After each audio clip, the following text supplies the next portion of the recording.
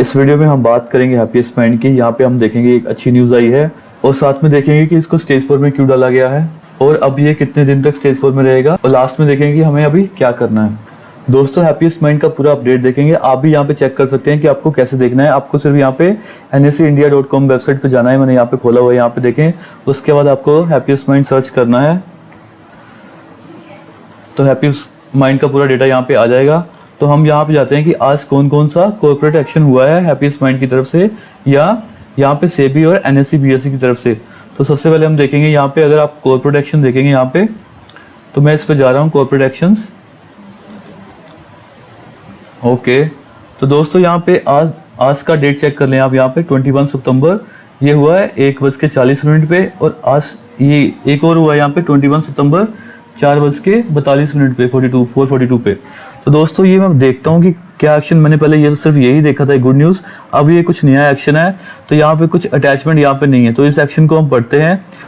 यहाँ पे जो पहला कॉर्पोरेट अनाउंसमेंट है, यहाँ पे कुछ क्लैरिफिकेशन मांगा गया है एक्सचेंज की तरफ से। यहाँ पे लिखा है कि exchange has sought clarification from happiest mind technology for the quarter ended 30th June 2021 with respect to Regulation 33 of the SEBI listing obligations and disclosure requirements Regulation 2015 on the basis of the company is required to clarify the following. Limited review report, independent authors report is not in the format prescribed by SEBI. The response of the company is awaited. तो यहाँ पे क्या है कि financial result जो last quarter के report किए थे, वहाँ पे कुछ फॉर्मेट यहाँ पे मिसिंग है जो प्रेस्क्राइब्ड बाय सेबी है। तो यहाँ पे कोई बड़ी न्यूज़ नहीं है दोस्तों, ये जस्ट एक, मैंने काफ़ी कंपनीज में देखा है कि वो फॉर्मेट मिसिंग होगा। लास्ट के आई थिंक 2-3 दिन पहले भी किसी कंपनी का वो ऐसे क्लेरिफिकेशन आया था। तो जस्ट क्या होगा कि एक लाइन कुछ मिसिंग होगी, वो प्रेस्क्राइब फॉर्मेट में उनको फिर से वापस देनी होगी। तो यहाँ पे कुछ बड़ी बात नहीं है। जो मेन बात है यहाँ पे दोस्तों, मैं आपको दिखाना चाहता था, तो यहाँ पे जो मेन बात है यहाँ पे वो प्रेस रिलीज थी यहाँ पे। तो मैं इसको अगर डाउनलोड करूँ यहाँ पे, तो दोस्तों ये प्रेस रिलीज दी गई है हैप्पीएस्ट माइंड की तरफ से। अगर मैं यहाँ पे इसको जूम करके दिखाऊँ आपको, तो ये प्रेस रिलीज हैप्पीएस्ट माइंड की तरफ से गई है BSE को और NSE को। ये गुड न्यूज़ की तरह गई है कि हैप्पीएस्ट माइंड को 2 अवार्ड मिले हैं at Asia Money Asia's outstanding companies poll 2021।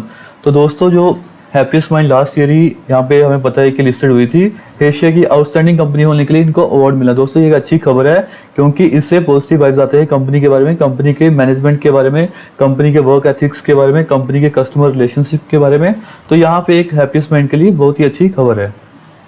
मेरे ख्याल से जो आज थोड़ी सी रिकवरी हुई है वो शायद इस खबर की वजह से हुई है, बट अभी भी यहाँ से 1450 और 1460 का रेजिस्टेंस है, जो मुझे लग रहा था कि आएगा ही आएगा, वो आज इसको रेजिस्टेंस इसने फेस किया है। और वो जब तक पार नहीं होता तो यहाँ पे हैप्पीएस्ट माइंड फिर से अप मूव में नहीं जाने वाला है। यहाँ पे पढ़ते हैं, Happiest Mind wins 2 awards at Asia Money Asia's outstanding companies poll 2021। तो यहाँ पे क्या है कि Asia's outstanding company poll is design to acknowledge the listed companies that have excelled in the area such as financial performance, management team excellence, investor relation and CSR initiatives.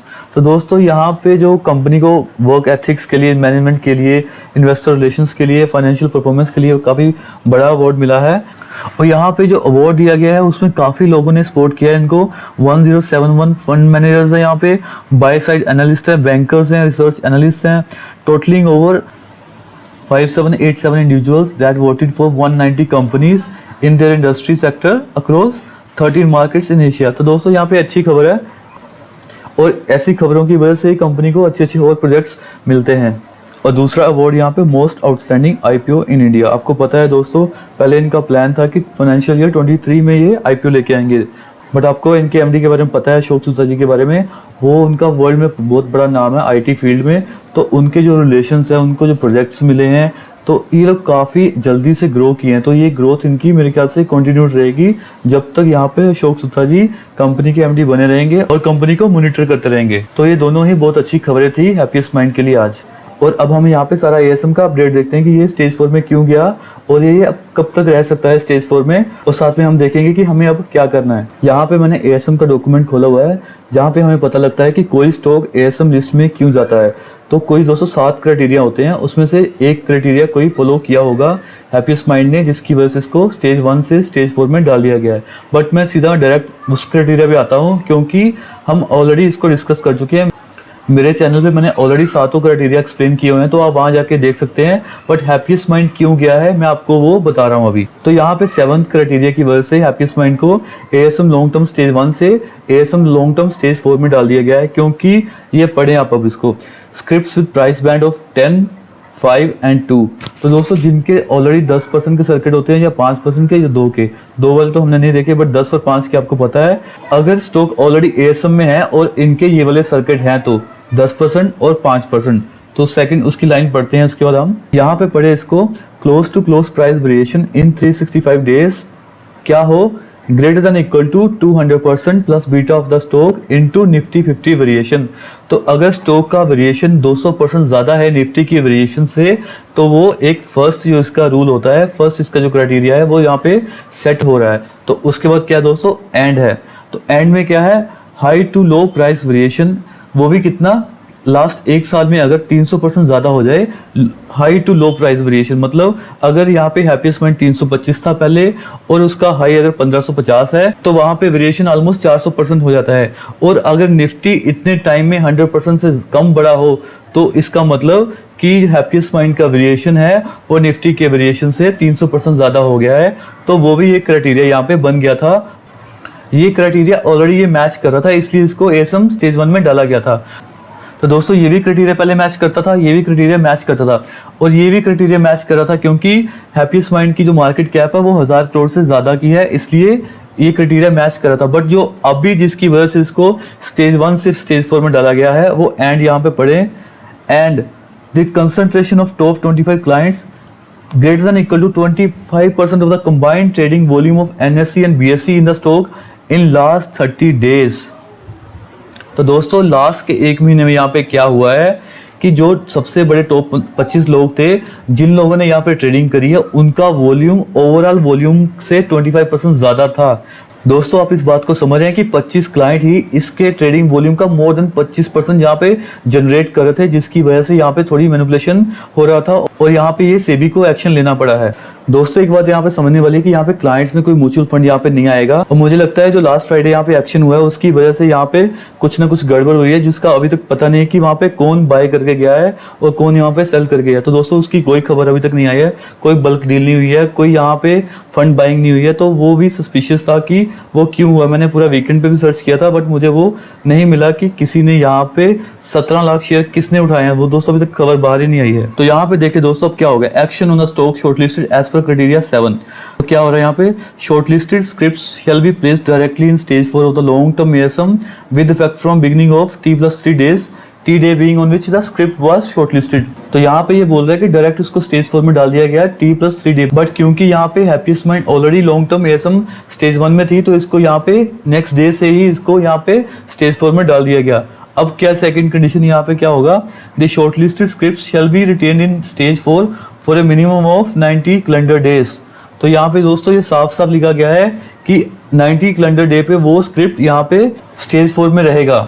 और उसके बाद क्या होगा दोस्तों यहाँ पे, और उसके बाद क्या होगा, post completion of 90 days scripts shall be subjected to stage wise review. तो दोस्तों वीकली बेसिस पे इसको रिव्यू किया जाएगा आफ्टर कंप्लीटिंग 90 डेज, तो उनको फिर एएसएम से एग्जिट किया जाएगा स्टेज बाय स्टेज। तो क्या इसका पहला जो पीरियड था वो एप्लीकेबल होगा स्टेज 4 के लिए भी? तो मुझे लगता है दोस्तों वो यहाँ पे एप्लीकेबल नहीं होगा। यहाँ पे क्लियर कट लिखा हुआ है कि जो स्टॉक है वो 90 दिन के लिए स्टेज 4 में रहेगा। बट यहाँ पे एक कॉन्ट्रास्टिंग लाइन ये भी है कि securities completing 90 calendar days in long term ASM framework would be eligible for exit from the framework subject to stage by exit.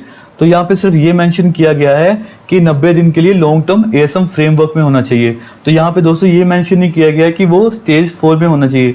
तो ये लाइन से मुझे लग रहा है कि शायद ये जो 90 दिन वाला पीरियड है ये काउंट भी हो सकता है इंक्लूडिंग जब उसका स्टेज 1 में था। तो इसको आई थिंक सेबी को फर्दर क्लैरिफाई करना पड़ेगा कि उसका जो क्राइटेरिया है कैसे एप्लीकेबल होता है कि अगर कोई stock long term ASM stage 1 से स्टेज 4 में मूव हो जाए। तो दोस्तों इसकी क्वेरीज मैं सेबी को करूंगा और इसकी इंफॉर्मेशन मैं निकालने की कोशिश करता हूँ। और दोस्तों हमने देखा कि आज हैप्पीएस्ट माइंड पे 5% का सर्किट नहीं था, बल्कि यहाँ पे दिखा रहा है कि वो स्टेज 4 में है। तो दोस्तों यहाँ पे भी एक कॉन्ट्रास्टिंग थिंग है। अगर मैं यहाँ पे देखूँ, अगर मैं सीधा स्टेज 4 में जाऊँ उसका एक्शन देखूँ, तो यहाँ पे लिखा है दोस्तों, ये जो लाइन है यहाँ पे लिखा है कि स्टेज 3 से मूव होके स्टेज 4 में जाने वाला लाइन है। यहाँ पे ये लाइन ही मेंशन किया हुआ कि स्टेज 1 से स्टेज 4 गया तो उसका कैसे होगा, बट जो एक्शन होगा दोस्तों ये यहाँ पे है कि 100% मार्जिन और साथ में 5% का प्राइस बैंड।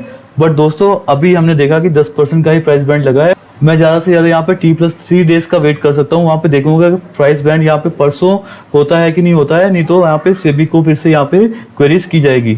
अब इसका चार्ट देख लेते हैं जल्दी से। यहाँ पे दोस्तों काफी टाइम के बाद इसने यहाँ पे 20 डेमा के नीचे क्लोज दिया है। मुझे लग रहा था कि अगर 1450 1460 इसका रेजिस्टेंस बनना चाहिए तो वो परफेक्टली इसके लिए यहाँ पे रेजिस्टेंस बना है। जो लास्ट में इसका जो रिकवरी हुआ है वो मेरे ख्याल से सिर्फ एक गुड न्यूज, और साथ में जो ओवरऑल मार्केट में रिकवरी हुआ है उसकी वजह से थोड़ा इसने रिकवर किया, नहीं तो मुझे लग रहा था कि शायद कि 1440 के भी नीचे ये क्लोज करेगा। बट हाँ, बहुत ही दिनों के बाद यहाँ पे देखे 20 डेमा के नीचे इसने कभी क्लोज नहीं दिया था, तो यहाँ पे इसने 20 डेमा के नीचे क्लोज दे दिया है। तो ये मेरे लिए एक थोड़ी सी यहाँ पे नेगेटिव बात है, बट एटलीस्ट यहाँ पे सर्किट नहीं लगा। हाँ, सुबह एक बार लग गया था, 5% से ज्यादा भी नीचे गया था, बट क्योंकि आज मार्केट में पूरा ओवरऑल रिकवरी थी तो इसलिए मैं आज के मूव को काउंट नहीं करूंगा कि इसकी रिकवरी वापस हुई है। जब तक ये 1460 और 20 डेमा के ऊपर नहीं जाएगा तब तक मैं नहीं मानूंगा कि ये स्ट्रॉन्ग हुआ है। यहाँ पे जो 20 डेमा का लेवल आ रहा है वो भी 1460 है, और जो प्रीवियस रेजिस्टेंस था 1450 से लेके 1460 वो भी वहाँ पे इसको सिमिलर मिल रहा है। बट अगर मार्केट में थोड़ा सा करेक्शन होता है तो ये कैसे रिएक्ट करेगा वो देखने वाली बात होगी। जैसे मैंने कल बोला था कि लॉन्ग टर्म वालों को यहाँ पे कोई टेंशन लेने की जरूरत नहीं है, उनको बस ये थोड़ा वेट करना पड़ेगा। बट हाँ, शॉर्ट टर्म के लिए यहाँ पे ट्रेडिंग करना थोड़ा मुश्किल हो सकता है। यहाँ पे आप सेम डे बाय करके सेम डे यहाँ पे नहीं निकाल सकते, 5% का सर्किट हो जाएगा इवेंचुअली इसका। तो मेरी एडवाइस यहाँ पे शॉर्ट टर्म वालों का, क्योंकि ये एफएनओ में नहीं है तो यहाँ पे आपको बाय ही करना पड़ेगा दोस्तों। तो आप जब तक 1460-70 के ऊपर अच्छे से क्लोज ना दे वीकली तब तक इसमें ना बैठे, आप निकल के किसी दूसरे स्टॉक में चले जाएंगे। बट हाँ, लॉन्ग टर्म वाले इसमें बैठे रहे, क्योंकि अभी रिजल्ट भी आना है तो रिजल्ट का वेट मिनिमम यहाँ पे करना है। अगर यहाँ पे बहुत अच्छे रिजल्ट आ गए तो शायद इसका जो इम्पैक्ट है लॉन्ग टर्म स्टेज 4 का वो यहाँ पे निकल जाएगा और ये अपर सर्किट भी मार सकता है। तो लॉन्ग टर्म वाले अभी भी 1300 के स्टॉप लॉस से बैठे रहे। ये था मेरा पूरा एनालिसिस आज हैप्पीएस्ट माइंड पे। अगर आपको ये वीडियो अच्छा लगा तो प्लीज लाइक और शेयर करें और चैनल को सब्सक्राइब कर लें। Thank you.